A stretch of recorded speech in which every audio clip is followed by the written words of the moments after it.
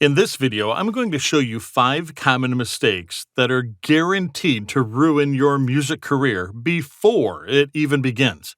And we're going to start right now.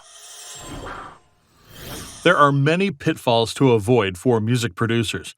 You may have great melodic ideas in your head, but then your hard drive still ends up being filled up with unfinished projects that are just sitting there. Music production is not easy, but there are steps you can take to save yourself a lot of trouble. So let's cut to the chase. Number 5. After working on the track for countless hours, you're going to be suffering from various degrees of ear fatigue. Once you've finished with the mixdown, let the track sit for a while, at least a week. You can then come back to it with fresh ears and do the final tweaks. It can also be a good idea to have other people listen to it in order to get some input. When you're done, test the mix on various systems. It's impossible to get it to sound perfect everywhere, though. The best you can do is to make it sound decent on most systems, so that's what you should aim for. Talking about tweaks, make sure you don't spend too much time tweaking. This is another pitfall I see a lot of people fall into. The track might be finished, but then they end up endlessly tweaking it to death, making it sound worse and worse. The best thing you can do is to let the track sit for a while without listening to it at all. Then come back to it and make the final tweak.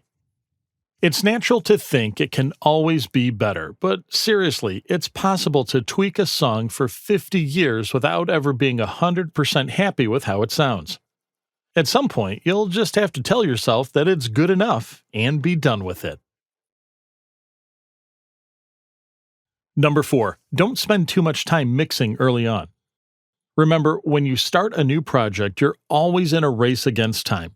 Try to get all the important elements in place, such as your chords, leads, vocals, counter melodies, and so on, and do just a rough mixdown as you go.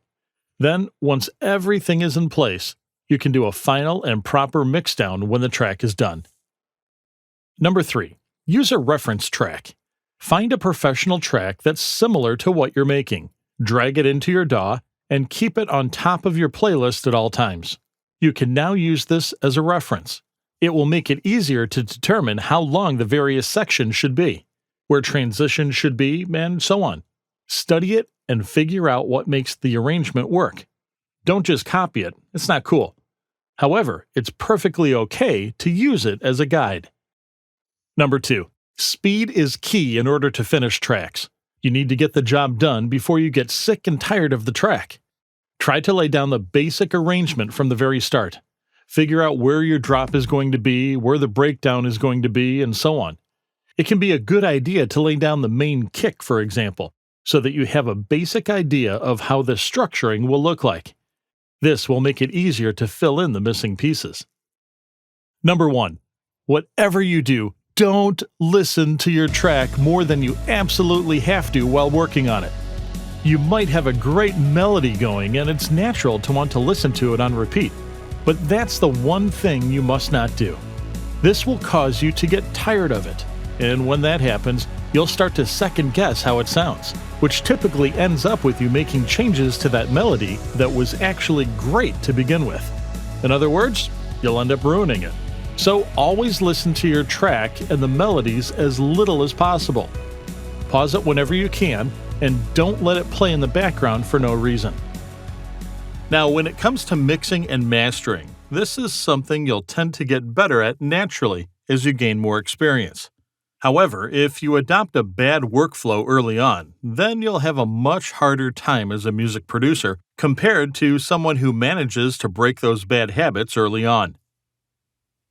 As some of you already know, I have a feedback service where you can send me your track, and then I'll listen to it and give you detailed feedback and advice in return. I've reviewed hundreds of tracks over the years, and many are returning customers. What I've found is that those who struggle with mixing and mastering, but consistently finish their projects, tend to advance more rapidly overall. So, workflow is definitely key when it comes to music production. I'm curious though, what are your thoughts on the matter? Let me know in the comments below. Hit that like button if you enjoyed this video, and don't forget to subscribe and click the bell if you want to see more videos like this. Let me know if there's any particular video you would like me to make next. Thanks for watching.